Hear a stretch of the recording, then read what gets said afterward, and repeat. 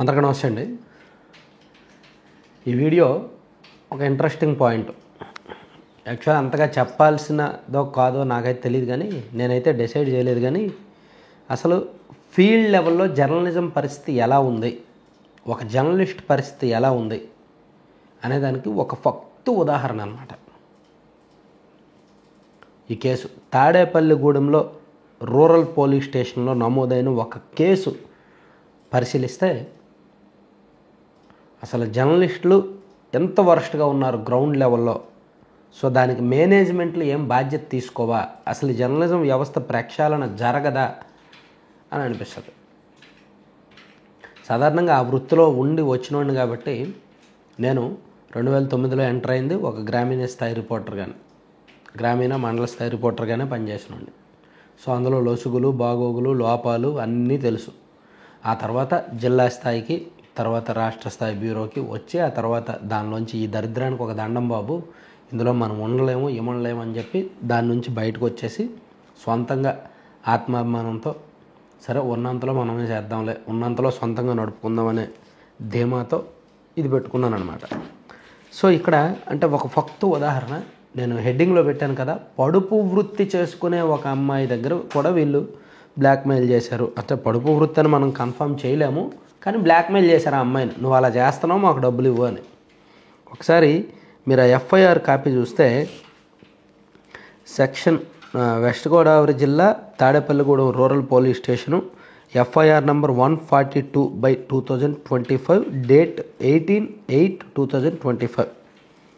సెక్షన్లు ఏమో 308/2, 319/2, 79 and 351/2 and red with 3/5 BNS సెక్షన్లు అనమాట ఇవన్నీ కూడా.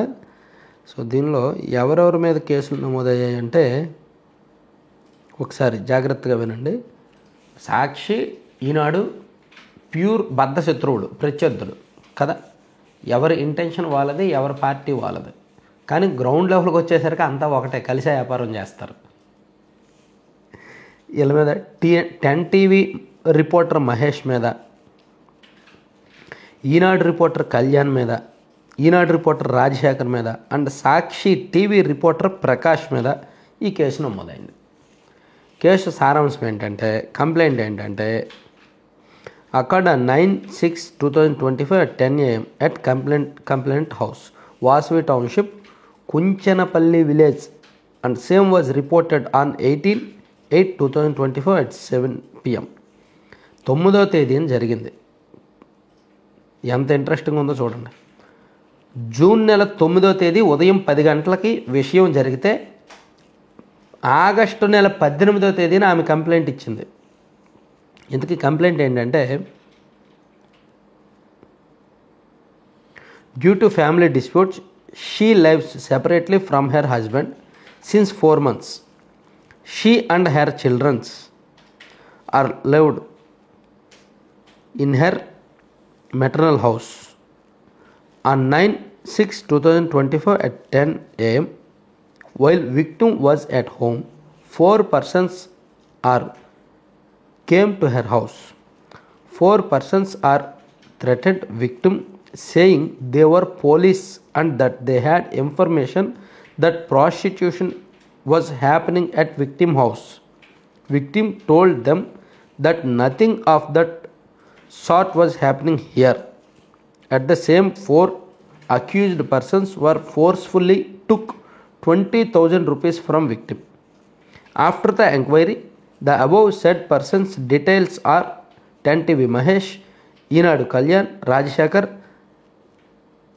Sakshi TV Prakash, who are working electronic media, and victim came to PS అని కంప్లైంట్లో ఉంది. నేను కంప్లైంట్లో ఏముందో అదే చదివాను, ఎఫ్ఐఆర్లో ఏముందో అదే చెప్పాను అనమాట. సో ఓవరాల్గా దీని సారాంశం ఏమిటంటే, అంత హీనంగా మారిపోయింది జర్నలిజం. ఫీల్డ్ లెవెల్లో ఒక 4 రిపోర్టర్లు కలిపి ఒక మహిళ దగ్గరికి, ఒంటరిగా బతుకుతున్న ఒక మహిళ, 2 పిల్లలతో, భర్త నుంచి విడిపోయి 2 పిల్లలతో ఒంటరిగా బతుకుతున్న ఒక మహిళ దగ్గరకు వెళ్ళి 20,000 రూపాయలు డిమాండ్ చేశారు. సరే, అక్కడ ఏం జరుగుతుంది అనేది మనకు అనవసరం. ఏమైనా జరిగితే పోలీసులు చెప్పాలి, అక్కడ జరుగుతుందా లేదా, ఉందా లేదా అనేది పోలీసులు చెప్పాలి. సో వీళ్ళు అక్కడికి వెళ్ళి ఆ రకంగా చేశారు అంటే, సో దీన్ని అంటే సమాజం ఏ కోణంలో చూడాలి? ఇక్కడ జర్నలిజం ఎంత దిగజారిపోయింది అనడానికి ఇది ఉదాహరణ. సో దీనిలో మేనేజ్మెంట్ పాత్ర ఎంత ఉందో ఫీల్డ్ లెవెల్లో జర్నలిస్టుల పాత్ర అంతే ఉంది. మేనేజ్మెంట్లకేమో వార్తలు కావాలి, స్కోరింగ్లు కావాలి, స్పెషల్ ఐటమ్స్ కావాలి. దానికి జర్నలిస్టులకు ఫీల్డ్ లెవెల్లో ఉన్న జర్నలిస్టులకు ఇచ్చేది మాత్రం సెంటీమీటర్కి ఎంతని, ఫోటోకి ఎంతని మాత్రమే. రోజు మొత్తం మీద వాళ్ళు అంటే జర్నలిస్టులు ఫీల్డ్ లెవెల్ అలాగే ఉంటుంది. రోజు మొత్తం మీద వాళ్ళు తిరిగితే ఒక 2-3 వార్తలు వస్తాయి. వార్తకి ఒక 50 రూపాయలు 100 రూపాయలు వస్తాయి. ఫోటోకి ఒక 35 రూపాయలు 40 రూపాయలు వస్తాయి. నెల వచ్చేసరికి అఫీషియల్గా సాక్షి మీడియా కావచ్చు, ఈనాడు కావచ్చు, ఏదైనా ఎవరైనా సరే నెల వచ్చేసరికి అఫీషియల్గా వాళ్ళకి 5,000 వస్తుంది మ్యాక్సిమం. అంతే. ఎప్పుడు స్టాఫ్ రిపోర్టర్ స్థాయికి వెళ్తే అంటే జిల్లా స్థాయికి వెళ్తే అఫీషియల్గా శాలరీస్ వస్తాయి. అంతా గవర్నమెంట్ నిబంధనల ప్రకారం శాలరీలు, ఈఎస్ఐలు, పిఎఫ్లు, గ్రాట్యుటీలు అన్నీ ఉంటాయి, అన్ని బెనిఫిట్స్ ఉంటాయి. ప్లస్ మంత్లీ పక్కా శాలరీస్ ఉంటాయి. అవి 25,000 ఉండొచ్చు, 40,000 ఉండొచ్చు, 50,000 ఉండొచ్చు. Depends on experience and depends on talent. So వాళ్ళకి ఇబ్బంది ఏమీ లేదు, వాళ్ళు స్టాఫ్ రిపోర్టర్లు, బ్యూరోలుగా ఉంటారు.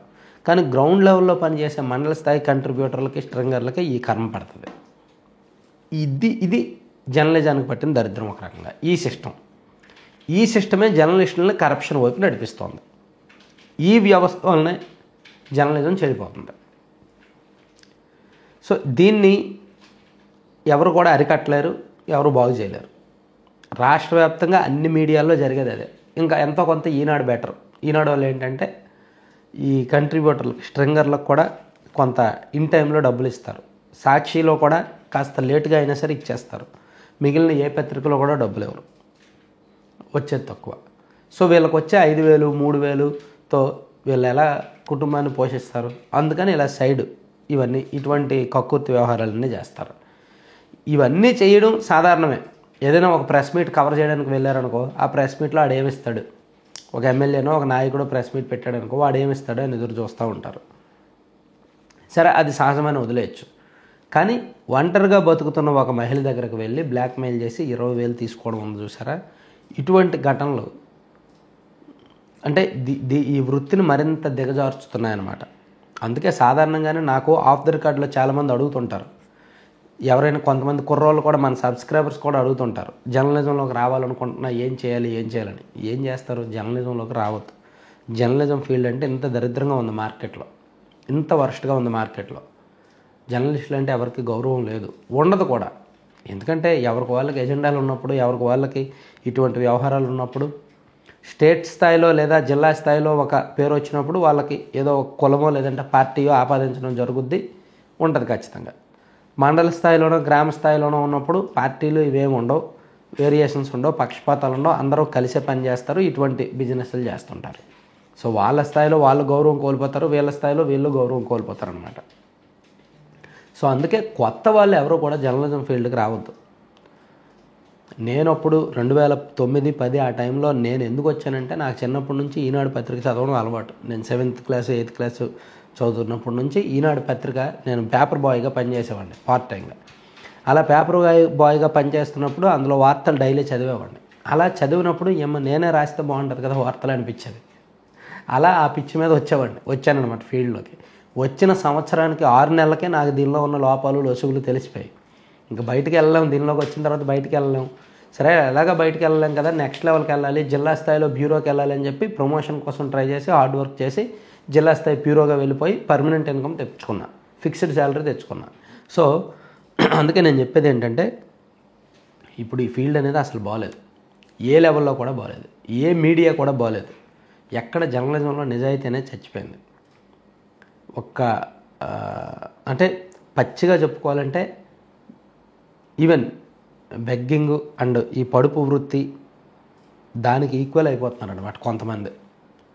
అరే యూట్యూబ్ ఛానల్ అండి, యూట్యూబ్ వచ్చినప్పటి నుంచి ఇంకా ఎక్కువ అండి. సబ్జెక్ట్ ఉండదు, అక్షర జ్ఞానం ఉండదు, చదువు ఉండదు, విషయ పరిజ్ఞానం ఉండదు, ఏమీ ఉండదు. ఎవరికి వాళ్ళు యూట్యూబ్ ఛానల్ స్టార్ట్ చేసి మేము జర్నలిస్టులు అంటారు, మార్కెట్లోకి వెళ్తారు. ఎన్ని ఛానళ్ళు పుట్టుకొస్తాయి, ఎన్ని ఛానళ్ళు వచ్చేసాయి, విపరీతంగా ఛానల్స్ వచ్చేసాయి. ఒక్కో నియోజకవర్గంలో ఒక 20-30 ఛానళ్ళు ఉంటాయి యూట్యూబ్ ఛానల్లో. సో అంటే సబ్జెక్టు అనలైజ్ చేసే స్కిల్స్ లేదా కాస్త చదువు సంధ్యలు లేదా అక్షర జ్ఞానము ఇవన్నీ ఉండి పెట్టుకుంటే కొంత కంటెంట్ ఇవ్వగలిగితే పర్వాలేదు. కానీ ఇది ఒకటి ఎక్కువైపోయిందనమాట. ఎందుకంటే యూట్యూబ్ ఛానల్ ఏముంది, జీమెయిల్ క్రియేట్ చేస్తే యూట్యూబ్ ఛానల్ వచ్చేసినట్టే.